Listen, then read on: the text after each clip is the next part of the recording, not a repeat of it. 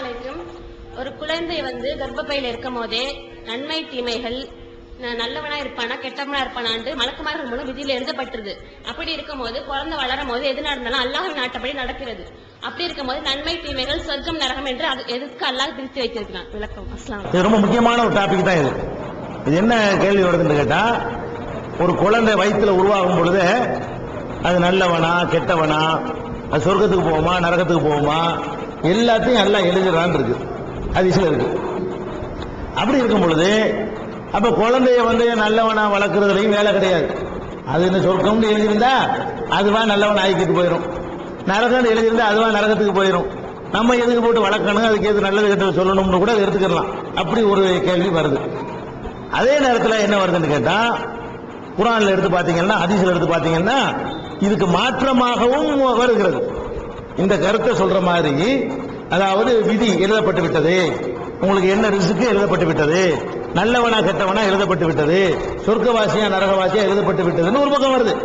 இன்னொரு பக்கம் என்ன வருதுன்னு கேட்டா, நீங்கள் உழைத்ததுதான் உங்களுக்கு, நீங்க சம்பாதிச்சதுக்காக வேண்டிய அல் யௌம துஜ்ஸௌன பிமா குன்தும் தக்ஸிபூன், நீங்கள் சம்பாதித்த பலனை நீங்கள் அனுபவியுங்கள் அப்படிங்கிற மாதிரி எல்லாம் குர்ஆன்ல வசனங்கள் இருக்கிறது. அந்த விதி மேட்டரை எடுத்துக்கிட்டீங்கன்னு சொன்னா நேர் முரணாகத்தான் இருக்கிறது. குர்ஆன் எடுத்து பார்த்தீங்கன்னா சில வசனங்களை பார்த்தா விதிப்படிதான் எல்லாம் நடக்குதுங்கிற மாதிரி இருக்கு. சில வசனங்களை பார்த்தீங்கன்னா அதெல்லாம் கிடையாதுப்பா, நீந்தாப்பா உன் செயலுக்கு நீந்தாப்பா பொறுப்பாளி, குல்லு முறையின் பிமா கசபரகின், ஒவ்வொரு மனுஷன் அவன் செயலுக்கு அவன் தான் பொறுப்பாளி, அவன் தான் தேர்ந்தெடுத்துக்கிறான் அப்படின்னு இருக்கிறது. இன்னும் சொல்ல போனா அந்த மறுமையில கேட்கிற கேள்வியே அப்படித்தானே வருது. ஏன்டா நரகத்துக்கு போன, ஏன்டா தொழுவல நீ எல்லாம் கேட்பான், ஏன்டா நீ நோன்பு வைக்கல, எதுக்குடா நீ ஜக்காத்து கொடுக்கலன்னு கேட்பான்.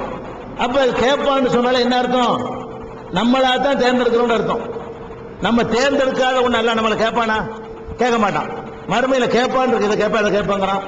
அதே மாதிரி நன்மை ஏவுங்க தீமையை தடுங்கன்னு சொல்றான். இது தேவையா? எவன் வருவான அவன் வந்துருவான், எவன் வரமாட்டான் அவன வரமாட்டான். அதான் விதி. விதிப்படி பாத்தீங்கன்னா எவன் நேர்வழிக்கு வருவானோ எல்லாம் வந்துருவான், தன்னால வந்துருவான். எவன் வரமாட்டானோ வரவே மாட்டான். பிரியமா நீங்க சொல்லணுங்கிற பயான் எண்ணத்துக்கு, ஹதீஸ் எண்ணத்துக்கு, சொற்பொழிவு எண்ணத்துக்கு, புஸ்தகம் எண்ணத்துக்கு ஒண்ணு வேண்டியது இல்லையே, அது பாட்டுக்கு வர்றவன் ஆப்பி வந்துருவான். அப்படின்னு எடுத்துக்கொள்றதுக்கு இடம் இருக்குது. ஆனா போய் சொல்லுங்கிறான்ல, நான் தான் எல்லாம் தீர்மானிக்கிறேங்கிறான், நீ போய் சொல்லுங்கிறான்ல. இதை பாத்தீங்கன்னா பயங்கரமான கன்ஃபியூஸ் ஆகும். விதியை எடுத்துக்கிட்டீங்கன்னா நேர் முரணா தான் இருக்குது. இது ரசூல் ஸல்லல்லாஹு அலைஹி வஸல்லம் காலத்திலேயே இந்த சண்டை வந்துருச்சு. நீங்க கேட்கிற கேள்வி இல்லை, இது சஹாபாக்களே கேட்ட கேள்விதான்.